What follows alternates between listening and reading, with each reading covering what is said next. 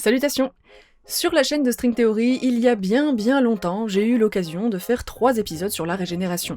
Le premier répondait à la question pourquoi et comment certains lézards perdent leur queue, dans le deuxième on a vu comment il était possible qu'une nouvelle queue repousse, et la troisième vidéo présente d'autres animaux qui ont aussi la capacité de se régénérer.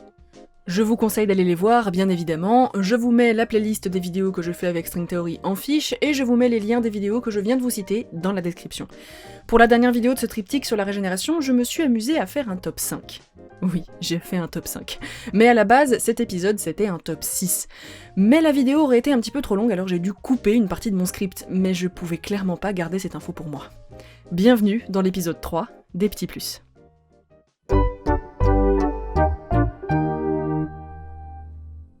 Ça a été un crève-cœur d'enlever cette partie du script de base. Cet animal, si vous me connaissez bien, il était évident que j'en parlerais.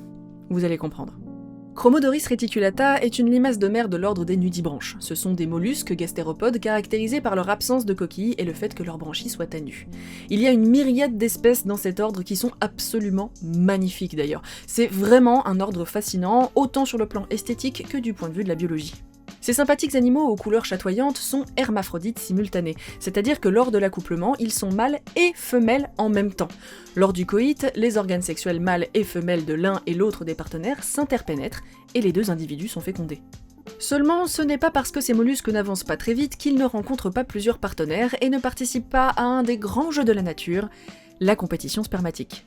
En effet, les deux partenaires ont pour but que ce soit leur matériel génétique qui soit transmis et non celui du rendez-vous amoureux précédent. Au cours de l'évolution, différentes stratégies sont apparues, comme rester accroché à sa partenaire des plombes pour éviter qu'elle ne rencontre d'autres messieurs, ou bien pour laisser le temps à ces petits spermatozoïdes de féconder les ovules, comme le font certains phasmes qui peuvent rester accrochés à et dans la femelle pendant près de 80 jours. C'est long. C'est long. Ou alors, cela peut se jouer au niveau des spermatozoïdes eux-mêmes. Ils peuvent être plus rapides, plus gros, plus nombreux, ou alors, chez certaines espèces, le mâle fait le ménage avant de déposer ses petites affaires. Et c'est le cas de notre limace de mer. En effet, l'organe reproducteur de Chromodoris reticulata est équipé de myriades de petits crochets orientés vers l'arrière qui vont accrocher et enlever les spermatozoïdes du concurrent précédent.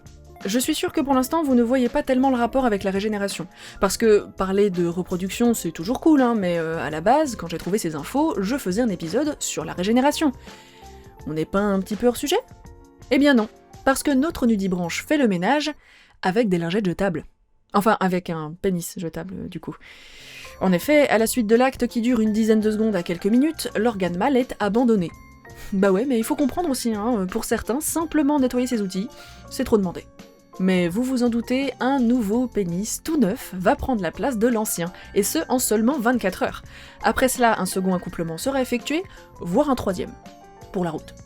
En étudiant ce phénomène de régénération surprenant, les scientifiques ont mis en évidence le fait que le pénis de cette limace de mer était très long, avec une partie à l'extérieur du corps et un autre à l'intérieur, bien au chaud et enroulé en spirale. Lors de l'autotomie pénienne, c'est-à-dire la perte volontaire de ce morceau de leur anatomie, c'est la partie externe de l'organe qui est abandonnée, et la partie interne va alors pointer le bout de son nez et donnera ce fameux pénis tout neuf, prêt à l'action. Un petit peu à la manière des boîtes de chewing-gum en rouleau qu'on avait quand on était petit. On détachait un bout, et puis quand on en voulait de nouveau, il suffisait de dérouler un autre morceau. Je sais même pas si ça existe encore, ces trucs. Je me sens vieille. Mais les constatations ne s'arrêtent pas là. En effet, on a aussi pu mettre en évidence le mécanisme au niveau cellulaire qui entrait en jeu dans la régénération de cet organe. Mais pour bien comprendre, il faut que je vous explique le principe de la différenciation des cellules. Très rapidement. Pour faire simple, au tout début, au moment de la fécondation, les gamètes mâles et femelles vont former ce que l'on appelle la cellule œuf, qui va ensuite se diviser encore et encore pour donner un individu complet. Sauf qu'un corps comporte des cellules différentes pour donner les os, la peau, le cerveau, les muscles, etc.